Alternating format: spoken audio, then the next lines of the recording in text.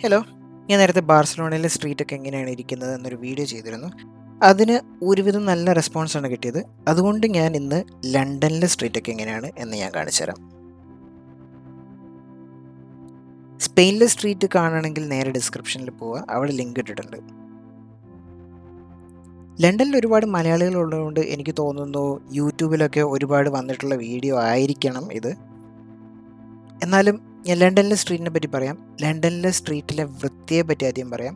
ലണ്ടനിലെ ഫുട്പാത്തും മറ്റും ബാർസലോണയിൽ അത്ര ക്ലീൻ അല്ല, ബട്ട് ന്യൂയോർക്കിനേക്കാളും ബെറ്ററാണ്. ന്യൂയോർക്ക് നമ്മുടെ കൊച്ചിനേക്കാളും മോശമാണെന്നാണ് എനിക്ക് പേഴ്സണലി ഫീൽ ചെയ്തത്.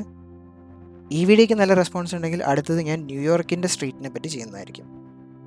ഞാൻ ഈ വീഡിയോ എടുക്കുന്നത് ഒരു ടെസ്ലയ്ക്കകത്ത് നിന്നാണ്. ഊബർ ബുക്ക് ചെയ്തപ്പോൾ വന്നത് ഈ ടെസ്ലയാണ്. ഞാനൊരു റാൻഡം കാഴ്ച കാണിച്ചു തരാം. അങ്ങകലെ ഒരു വലിയ ക്യൂ ഉണ്ടോ? സിനിമാ തിയേറ്ററിൽ കയറാനുള്ള തിരക്കാണത്. ഇവിടുത്തെ ബിൽഡിങ്സ് മിക്കതും പഴയ സ്റ്റൈലിലുള്ളതാണ്. ഞാൻ ടെമ്പിൾ ചർച്ചിൻ്റെ വീഡിയോയിൽ പറഞ്ഞതുപോലെ ഹിസ്റ്റോറിക്കൽ മോണുമെൻറ്റ്സ് ഏതാണ്, സാധാരണ ബിൽഡിങ്സ് ഏതാണ് എന്ന് മനസ്സിലാക്കാൻ കുറച്ച് ബുദ്ധിമുട്ടാണ്. ഈ കാണുന്നത് ഒന്നും ഹിസ്റ്റോറിക്കൽ മോണുമെൻറ്റ്സ് അല്ല കേട്ടോ. ഈ ഫോൺ ബൂത്തുകൾ കാണിച്ചില്ലെങ്കിൽ പിന്നെ ലണ്ടൻ സ്ട്രീറ്റിൻ്റെ വീഡിയോ ചെയ്യുന്നതിൽ കാര്യമില്ല.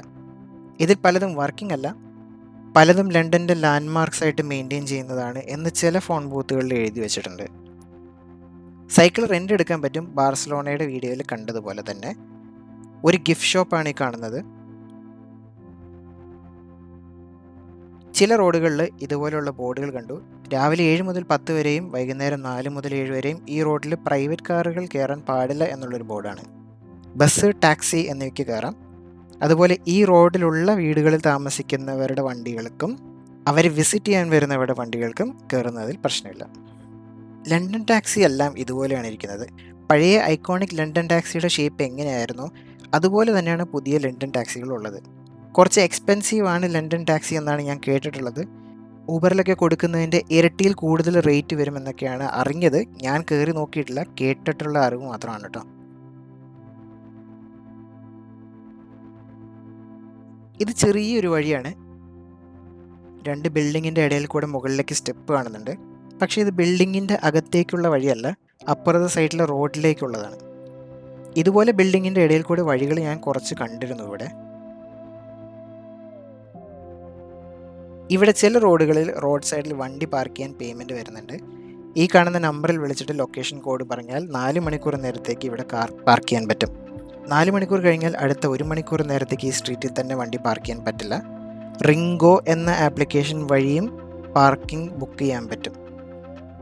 ലണ്ടനിൽ പാർക്കിംഗ് എൻഫോഴ്സ്മെൻറ്റ് ഓഫീസേഴ്സ് ഇടയ്ക്കിടയ്ക്ക് റോഡുകളിൽ പാർക്ക് ചെയ്ത വണ്ടികൾ ഇൻസ്പെക്ട് ചെയ്യും. 4 മണിക്കൂർ കൂടുതലാണ് ആ വണ്ടി അവിടെ തന്നെ പാർക്ക് ചെയ്തിരിക്കുന്നത് എന്ന് മനസ്സിലാക്കിയാൽ ഫൈൻ വരും. പാർക്കിംഗ് ടിക്കറ്റ് എന്നൊക്കെ കേട്ടിട്ടില്ലേ, അതാണിത്. ഇതൊരു മാർക്കറ്റാണ്. നടന്നു വന്നപ്പോൾ വഴിതെറ്റി കയറിയതാണ്. വന്ന സ്ഥിതിക്ക് ഞാൻ കാണിച്ചു തരാം.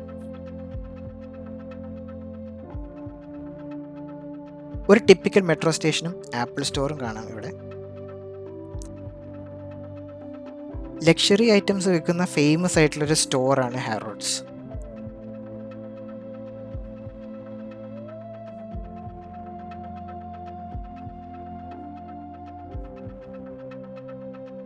ഇതേ ഒരു ഗോൾഡൻ കളർ BMW കിടക്കുന്നു. ഇവിടുത്തെ സീബ്ര ക്രോസിംഗ് ആക്ച്വലി ഇതുപോലെ 2 സൈഡും ഡോട്ട് ഇട്ടതാണ്. ഏത് സൈഡിൽ നിന്നാണ് വണ്ടി വരുന്നത് എന്നിവിടെ എഴുതി വെച്ചിട്ടുണ്ട് കേട്ടോ. ലണ്ടൻ ബസ്സുകൾ 2 നില ഉള്ള ബസ്സുകളാണ്. ആ കാണുന്നത് ഒരു പഴയ ലണ്ടൻ ബസ് മോഡലാണ്. ലണ്ടൻ ബസ്സിൻ്റെ വീഡിയോ ഞാൻ ഡിസ്ക്രിപ്ഷനിൽ ഇട്ടിട്ടുണ്ട്, ഒന്ന് ചെക്കൗട്ട് ചെയ്യണേ. ട്രെയിനുകളെല്ലാം ഗ്രൗണ്ട് ലെവലിൽ നിന്ന് കുറച്ച് താഴെയായിട്ടാണ് ഓടുന്നത്. അതുകൊണ്ട് തന്നെ സിറ്റിക്കകത്തുള്ള പാലങ്ങളൊന്നും ഗ്രൗണ്ട് ലെവലിൽ നിന്ന് പൊങ്ങിയിട്ടല്ല പോകുന്നത്. വീഡിയോ ഒന്ന് ലൈക്ക് ചെയ്യണേ, ചാനലൊന്ന് സബ്സ്ക്രൈബ് കൂടെ ചെയ്തേക്കാമോ?